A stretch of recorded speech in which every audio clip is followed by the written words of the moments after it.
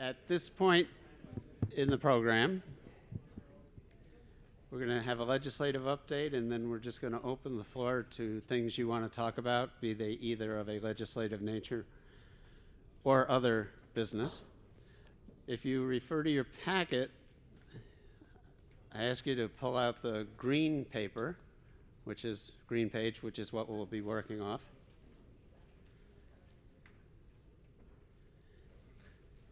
What's on this page is our legislative priorities for the year, as had been approved by the RPEA Board of Directors.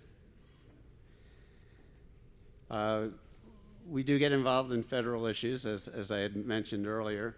Obviously, protecting Medicare and Social Security is a top priority for everyone. I did talk about the COVID testing earlier. That's something we were very successful with.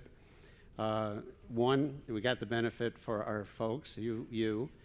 Secondarily, we also had a benefit ancillary of getting publicity for RPEA. We had, I don't know if it was in Sharice's production, but there were several TV opportunities that resulted from this. So I'm just going to run through them quickly. You have them in front of you. I don't need to read everything. First, the COLA, and I'll talk about that briefly, and then I'll come back at the end, because that's the biggest important thing that affects everyone. We did get our bill introduced at the end of session, and I will get back to it at the end and talk about what's in the bill and how it works. The other bill, which we had talked about earlier, was the Medicare reimbursement if you had to go to the skilled nursing facility. Passed both houses unanimously. We'll be making a presentation afterwards to Senator Breslin and Assemblyman McDonald for their extraordinary benefit efforts on our behalf. The other one is something we've talked about for a few years, which we and other groups in a coalition helped defeat, and that was the New York Health Act, which would have eliminated all health insurance providers in the state of New York, including NYSHIP, everyone. And the state would initiate its own state-run health insurance program under the presumption that the state could harness all the Medicare and Medicaid money that was currently coming to recipients in the state of New York. A wild assumption, certainly. But it had been around for a few years. It was Assemblyman Dick Gottfried from Manhattan. This was his pet project. He's retiring this year. He's not running again. But it did pass the Assembly a few years back when it was a one-house bill, meaning at that point the Republicans were in the majority in the Senate, and this is something they would never, ever do. But when the majority in the Senate shifted and it became Democrat, we became more concerned that this, what used to be considered a one-house bill, might have some legs. So we organized our efforts and said, this is really a bad idea. Testified at hearings. There was a provision in the bill, this is amazing, there was a provision in the bill that talked about us, public sector retirees. And theoretically, under this New York Health Act, nobody was going to lose any benefits. So when I was at the hearing, I said, well, if you're going to implement a plan where nobody loses benefits, that means everyone in the plan rises to the highest level, because if the people at the highest level are not going to lose any benefits, that means everybody else is rising up to that benefit level. And they said, well, not sure. And the other important thing, right in the bill, it said, if you are a public sector retiree and you are being provided health insurance as a public sector retiree, and this New York Health Act, for whatever reason, doesn't give you the same benefits, i.e. you're going to get lesser benefits, then you would go back to where you used to get your insurance and they would make up the difference.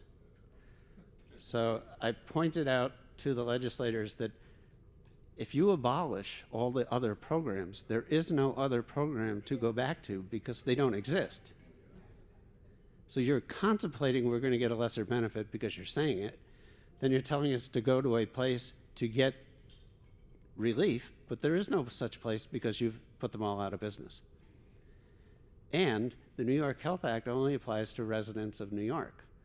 So if you are a retiree and you are living in Florida or Carolina or Arizona or somewhere else, and you get your health insurance through NYSHIP, you're out, because there would be no NYSHIP, there would be no, you're not a New York resident, and the section of the bill addressed them as well. It says if you're out of state and you lose your insurance, you just go back to where you used to get it. But there is no such place, because they're all out of business. So thank goodness it did not come up. It was defeated, and may it rest in peace.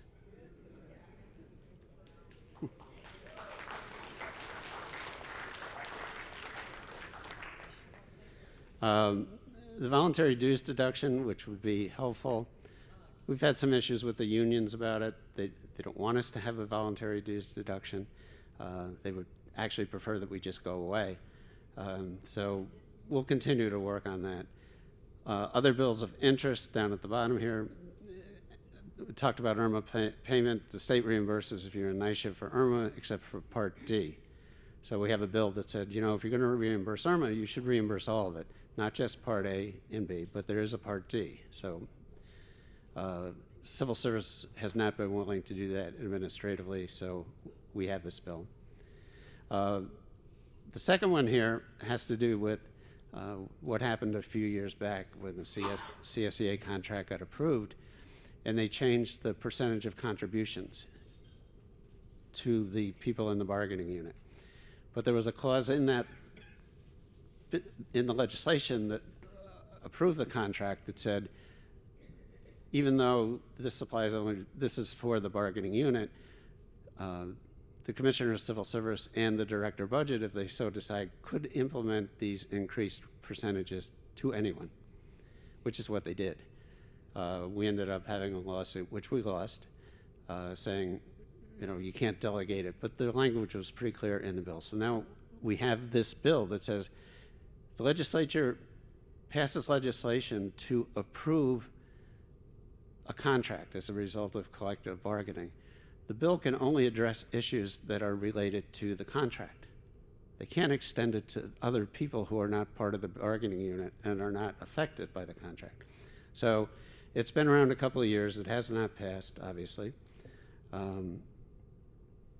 So that's it, and a couple more, you can take a peek, look at them. Every once in a while there's an issue of the state controller and the retirement system and the sole trustee, and you know, maybe we should have a panel or a commission, or we should have something else. And you know, they're not as, they're around, but they're not as strong as they used to be. But any one of those we automatically oppose. We're very comfortable with having the controller as the sole trustee of the pension system. So I want to go back to the COLA bill, because as I mentioned earlier, it affects everyone in the room, everyone not in the room, everyone watching live streaming. The COLA formula has not changed since it was enacted 22 years ago. And the formula says that you would get, the COLA would consist of 1/2 of the rate of inflation, never to be less than 1%, nor higher than 3%. So generally, we've gotten like 1.2, 1.3%, half the rate of inflation. The COLA hit 2% once in 21 years, because there was a year after it was enacted before it took place. So in 21 years, it hit 2% once.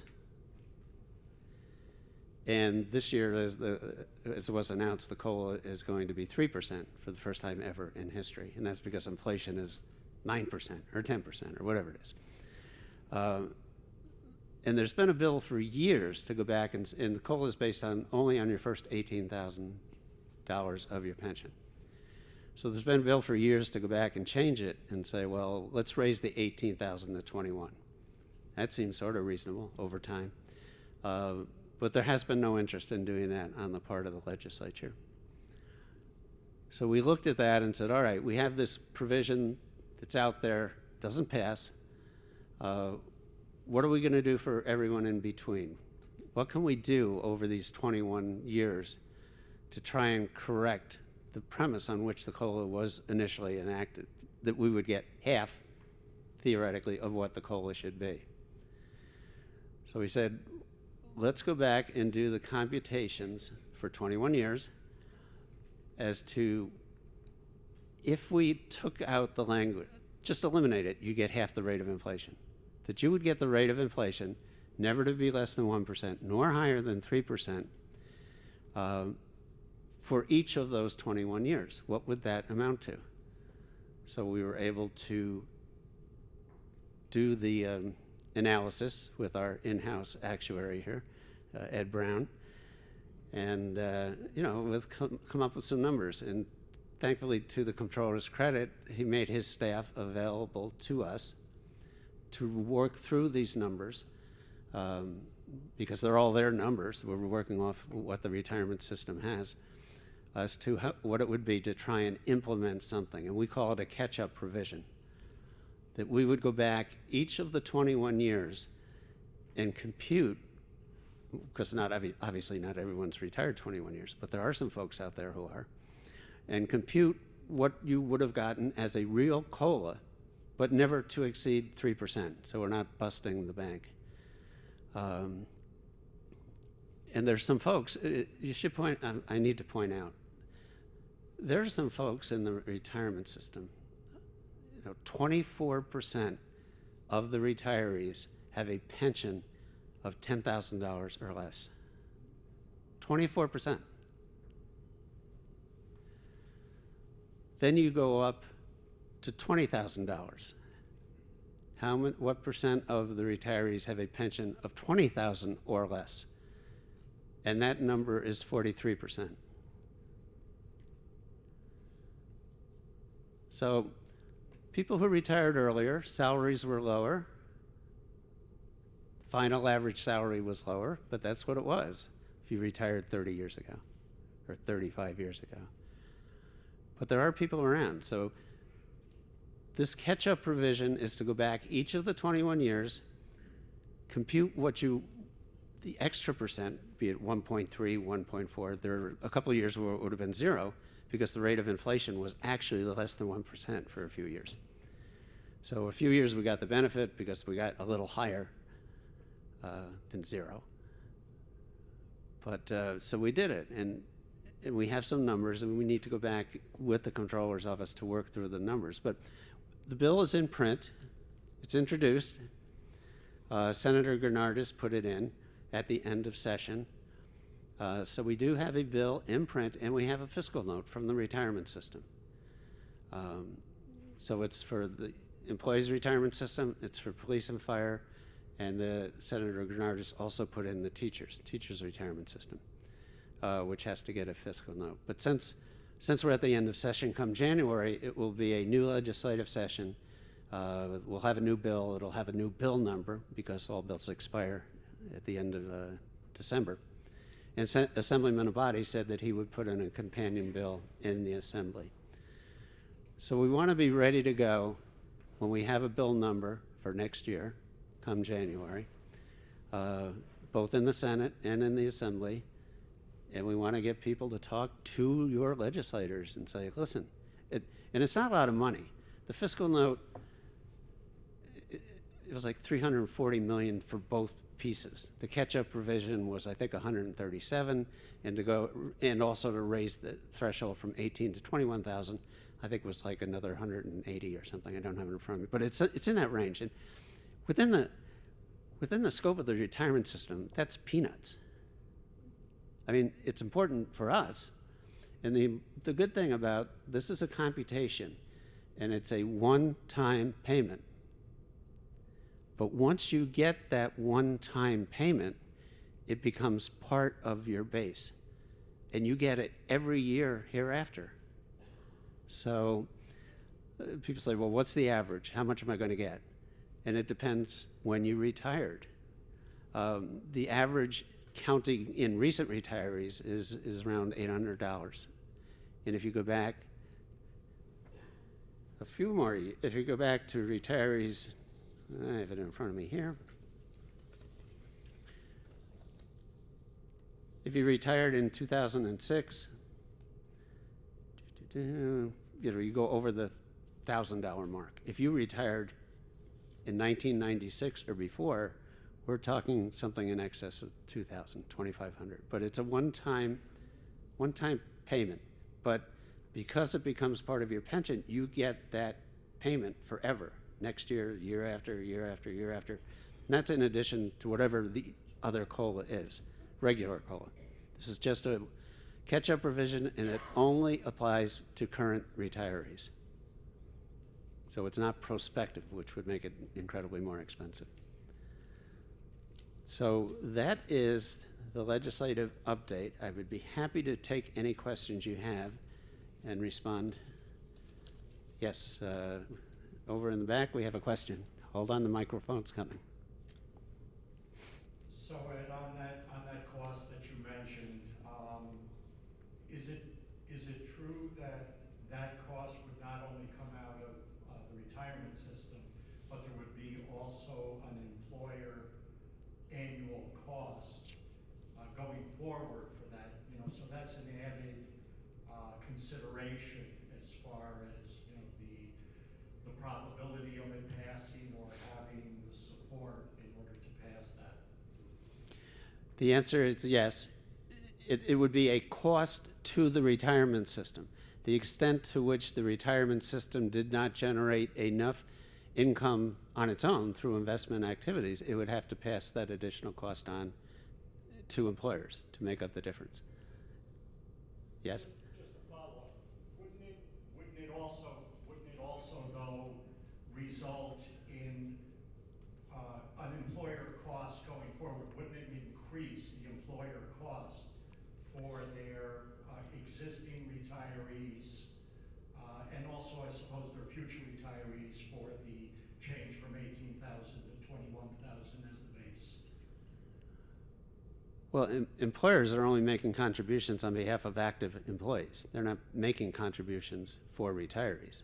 So the extent to which the system needs more money, the fund, you know, that generates revenue either ways. Most of the revenue comes from investment, but what does not has to get passed on to employers, which includes the state itself. I don't want to belabor the point, but for example, RPEA had a proposal this past session to increase to increase that base of 18,000 by whatever the cost of living increase is. And New York City, for their 5 pension systems, when they did the fiscal note, they came up with a figure of $800 million as opposed to ERS and police and fire only coming up with a figure of $47 million.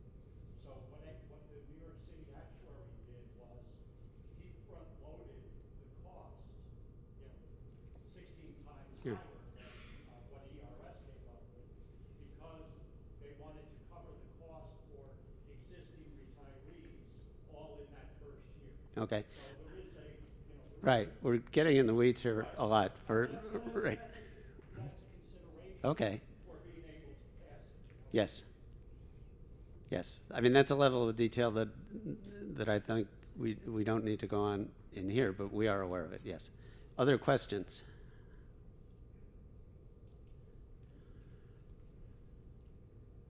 No.